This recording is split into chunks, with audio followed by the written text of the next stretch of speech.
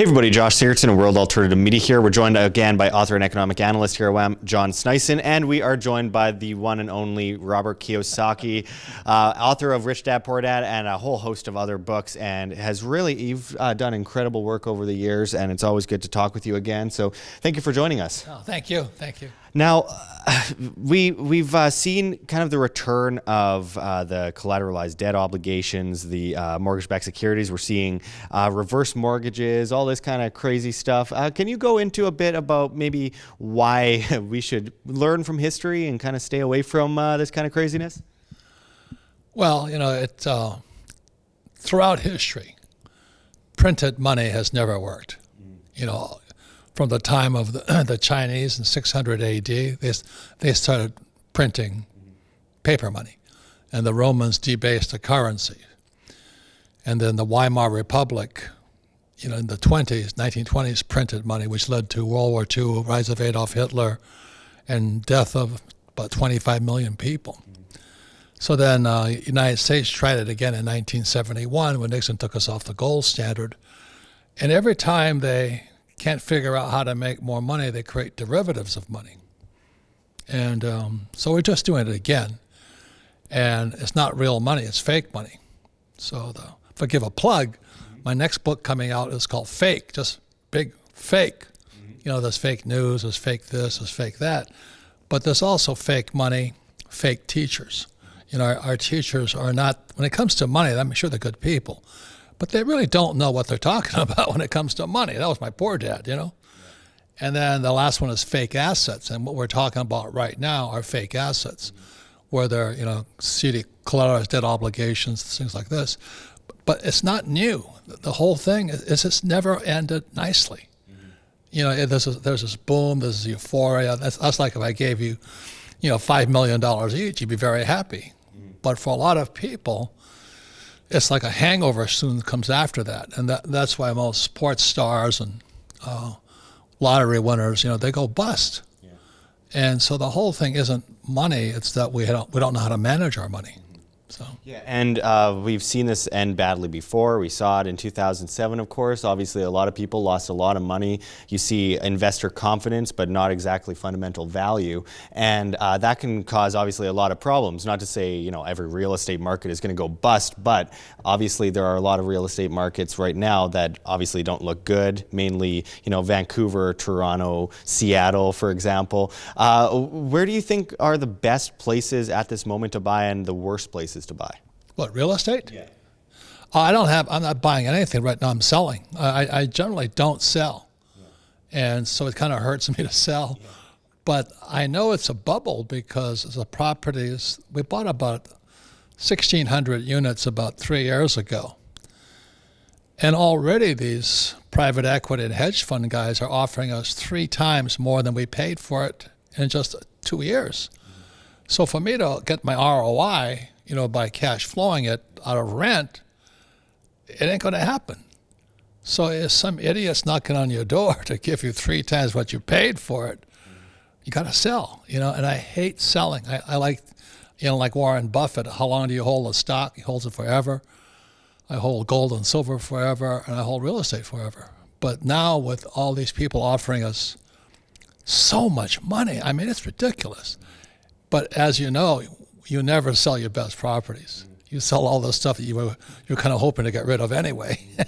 So it's kind of funny. It's entertaining. Yeah. John, I'm sure you have a question regarding that. Yeah, no, it's interesting to see how it develops and how these hedge funds and everybody's coming in to just try to find anything of value right now and anything that they could turn around for certain percentages, because there's by interest rates being so low, you see just a mass flood into a lot of bad assets and bad investments, malinvestments, because people are desperate, especially the pension funds and so on. They are desperate to find anything to back up all these unfunded liabilities. Now, I know you, I believe you wrote a book with Donald Trump back when it says why we want you to become rich. And I think you touched a little bit upon, the unfunded liabilities and the problems in the United States. If you want to go just quickly into, what you see happening, in the near future with all the pensions and everything that have been promised. Well, it's not pretty. We have so many I'm a baby boomer. I think there's 10,000 of us so-called retiring every day, but I think only like 10, 20% can afford to retire. And the greatest fear in America today is not dying poor. The greatest fear amongst my generation of boomers is that living poor. You know, what's going to happen when you can't afford health care? What's going to happen when you live to be 100? You know, and all the investment fund tables, you know, like the pension funds and all that, they were based upon a 7.5 return. You haven't seen that in 12 years. And then on top of that, they expected us to die at 70. Well, I'm already 71, so I'm already costing them money. And Social Security is already going negative. And so that leaves Medicare and Medicaid in America, the entitlement programs.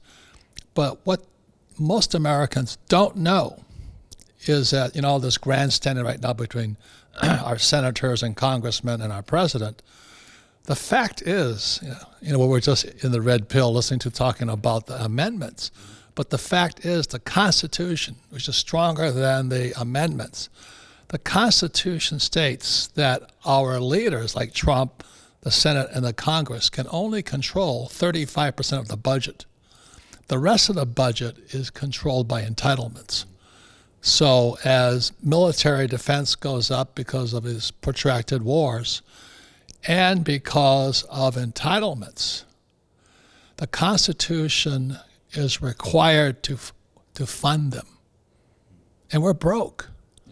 So that means where are we going from here? You cannot make any changes. So all this talk about, you know, we're going to balance a budget. Well, we haven't balanced a budget since 1994. Yeah, exactly. And we're just going deeper and deeper into the red. And as you guys know, between 2008 and 2018, in 10 years, we printed more money than any time in world history.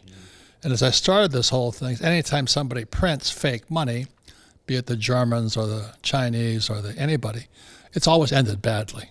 And the only question is, how bad?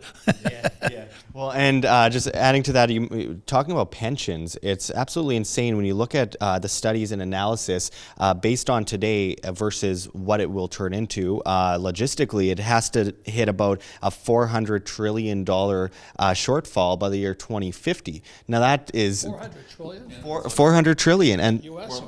Worldwide. That's worldwide. But that's over 4 times the global GDP, which is absolutely astonishing. And that comes down to a point that I wanted to go into with you is dependency of people. So many people are, a lot of millennials, and I know this as a millennial, seeing a lot of my friends, very dependent on their parents, on the state, on the banking system, thinking, you know, these guys are going to look out for me and they will take care of me, rather than, you know, being more independent and, you know, working towards success and being a successful person. What do you think about this kind of movement of really dependent people among the younger, and as well as there are a lot of baby boomers that were very dependent as well. What do you think about this dependence versus independence?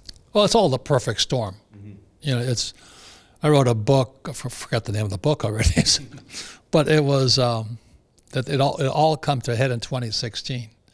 And that was a year that the baby boomers would have to start withdrawing from this whole thing. So that's worldwide now. So I don't think it's going to end pretty. Just look at history. Look at the Weimar Republic, the Germans, and Zimbabwe, and now Venezuela. Every time they've printed money, which we have to print money now, the U.S. does because of the Constitution, it's not going to be pretty. And so I feel for your guys, your age, you know, because you guys are going to not only pay for it, but you're going to have to dig your way out of this one.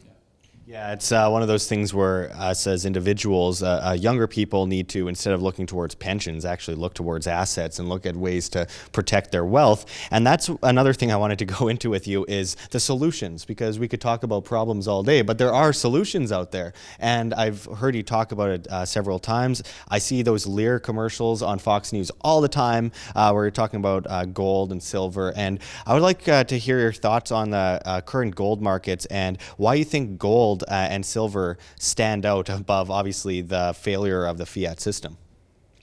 Well, I can plug my new book, Fake, coming out if I ever get it published. I just more stuff keeps coming up, so I keep changing the book, Fake. And it's going to be initially free online so people can look at it. But when I was your age, I was 25 years old. That's in 72. Nixon took the dollar off the gold standard in 71. So in 72, the book Fake starts with me flying my helicopter behind enemy lines into Vietnam. So I went to not North Vietnam, but the North Vietnamese had overrun our position. And so there was a gold mine in enemy hands. So my goofy co-pilot and I and a crew chief, we flew behind enemy lines to look for gold, like idiots. So we were in this village that's overrun by Viet Cong and NVA, and we're, hey, hi, you know, we came out of our helicopters unarmed to let them know we came as business guys, not military guys. And so we tried to buy gold then, and I realized something.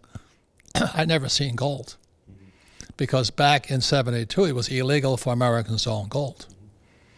So that same year, our ship was an aircraft carrier. We sailed into Hong Kong, and I bought my first gold. I think it was a Krugerrand. It was about $50.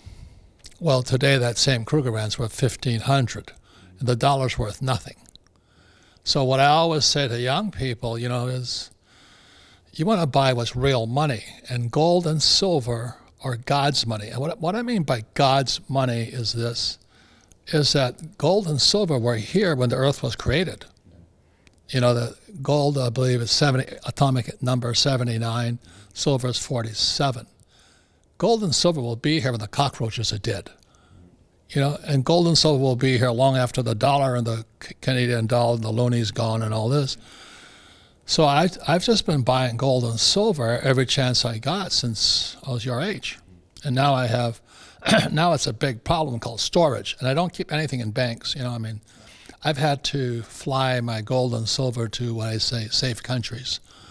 And not because of the country, is America so litigious that if I get sued, and if I lose my lawsuit, the SOB that wins the lawsuit has to go look for my money in some other country, which is expensive. So I've hid my gold and silver outside the U.S. in very safe places with long trails.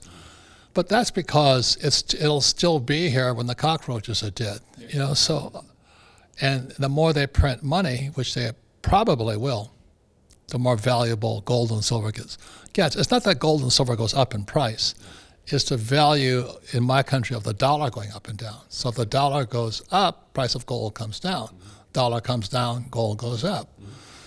So that's why I say gold and silver are real money. And so I've been telling everybody for years, you know, like if you have no money, start with silver. You know, $20 for a silver coin. You know, Canadian silver leaf, whatever you call them, yeah. But I would save that. I wouldn't save the loonie, and I wouldn't save the dollar, and I wouldn't save the yen or the yuan.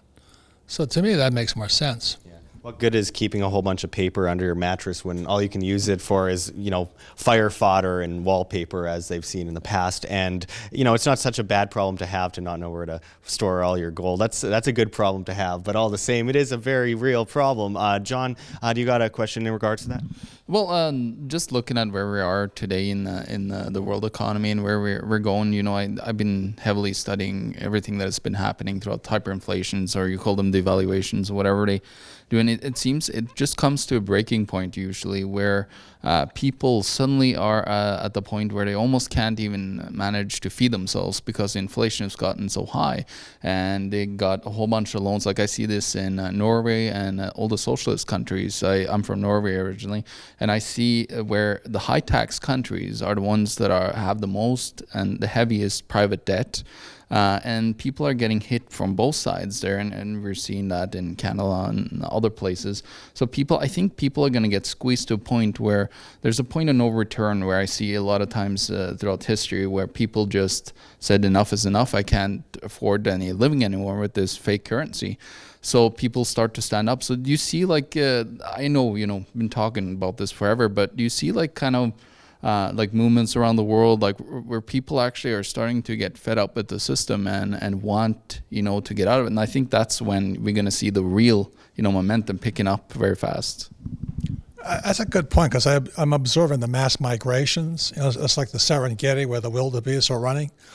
Well, I see human beings running all over the world, like crossing into Europe, the Rohingya in Burma, in that area, the part of the world. You got El Salvadorans moving up to America. So I've never seen such mass migrations. And it's not always money, but money is always related to the whole thing. So also the thing I watch is homelessness. You look at Seattle, it's one of the biggest homeless populations, and it's one of the richest countries on the West Coast. The same as Vancouver, Canada. It's such a beautiful place, but you can't afford to live there. And so that's what happens when you print fake money.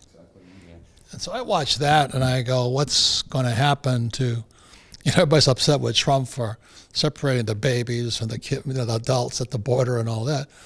Well, you're supposed to, that's the law. It says that you can't throw a kid in, if the parents are criminal, you can't lock the kid up with them, So there's no solution.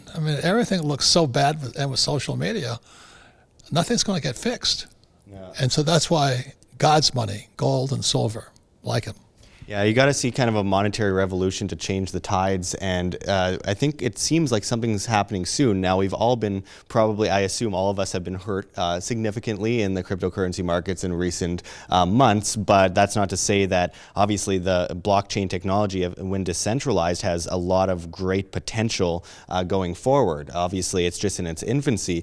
What do you think about the future of cryptocurrency?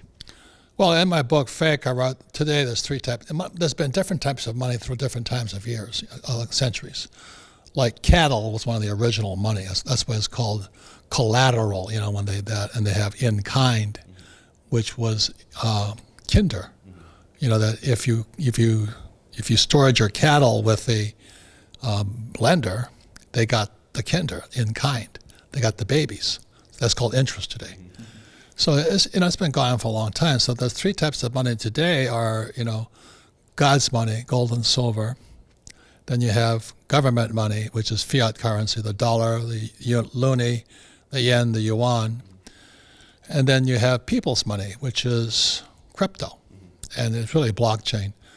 But I agree with you. It's just in the infancy right now. And this guy, Warren Buffett, and his friend Charlie Munger, they call it cryptocurrency rat droppings. Well, those are the same guys. They're smart guys, but they also didn't invest in Amazon or Apple either. And now they're loading up on Amazon and Apple.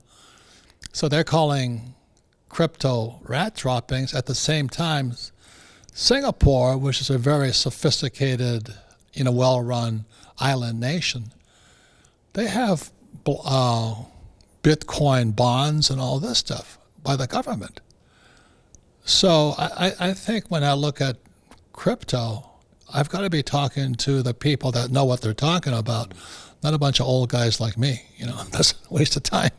But the thing I'm kind of interested about crypto is that the guys your age are mining them. And the reason I think that's interesting is that because I've listed 3 companies on Toronto and Vancouver stock exchanges.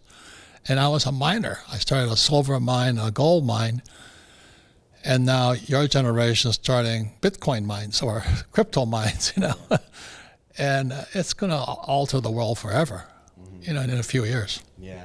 It's pretty incredible what cryptocurrencies are. The potential there is unbelievable. However, obviously, we've seen a recent bubble burst. And obviously, you look back at the .com bubble and you see Amazon and you see Pets.com. Well, Pets.com didn't have fundamental value there, but Amazon did, and they had potential. And Amazon built on that potential, and after a while, they came back, and now they're stronger than ever. Whether you agree with Amazon's politics or not, it doesn't matter. The fact of of the matter is they bounced back from a bubble because they had fundamental value.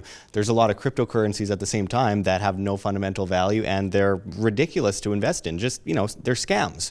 But then there's a lot of great cryptocurrencies out there that are trying to innovate. And this is kind of like a free market, the first real currency free market we've seen.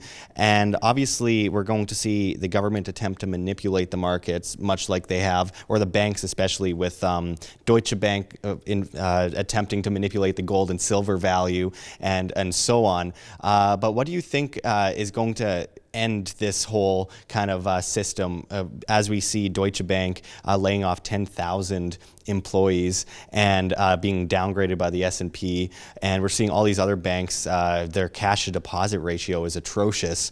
Where do you see this ending up in the next few years? Well, like I said, it's anytime they've printed, you know, fake money, it's never ended well. Never. Not in the history of the world. So you look at Venezuela, which is one of the richest countries in the world. You know, it's corruption, and they print money, so that now they have the petrol coin right out of Venezuela. Well, if you're a crook, the crypto's a crook too. You know what I mean? It doesn't. You just have to look at the source of all this stuff. I think it's the most exciting time. But I will say this to most people, because I'm an old guy.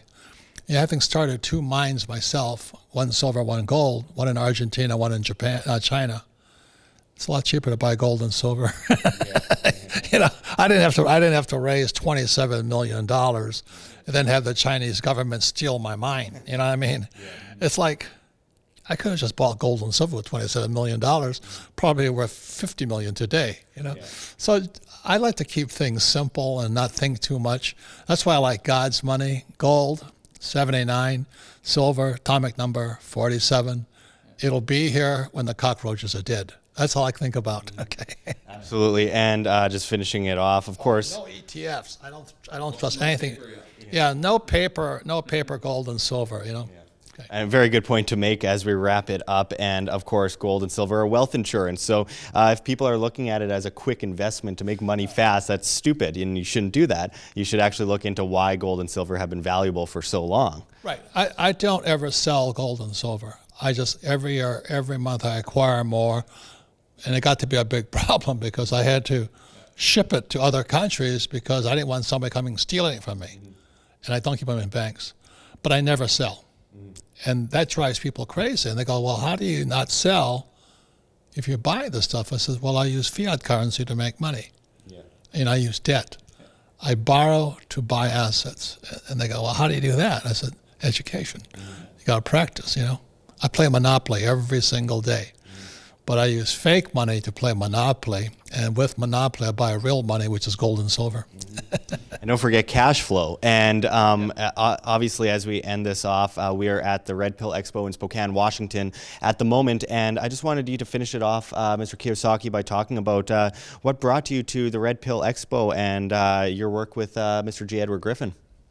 That's a good question. I'm here because of G. Edward Griffin. I call him Sir, and I've promoted him. I've knighted him.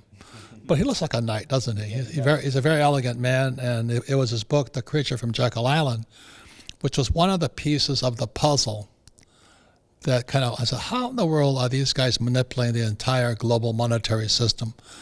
And his book, The Creature from Jekyll Island, was about the Federal Reserve Bank, founded in 1913, the same year the Taxation Department was founded, ironically. And so when I read Edward Griffin's books, I'm here for Ed Griffin, but I find it interesting being here because there's a lot of people who are not happy. I mean, this room is packed with people. I mean, it's expensive, you know, like $500 to get in. It's time, 5 days. You got to sit there and listen to boring people, all have something to say. But a lot of people are disturbed, either angry, afraid, pissed off, what do you want to call it? And they're just sitting out there. I'm going, just buy gold and silver and don't worry about it.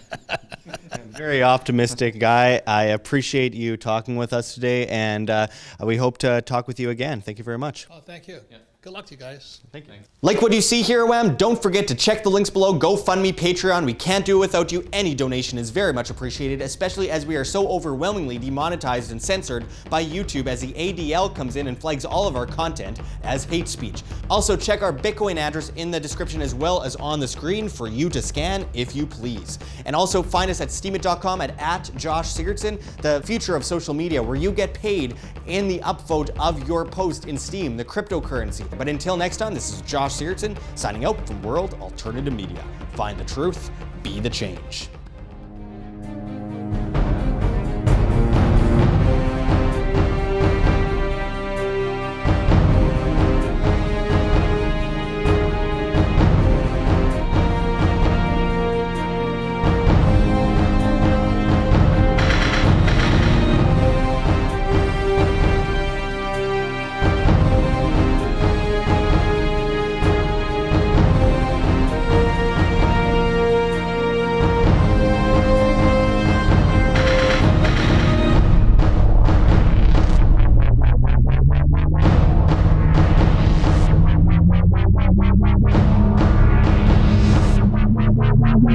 Wow.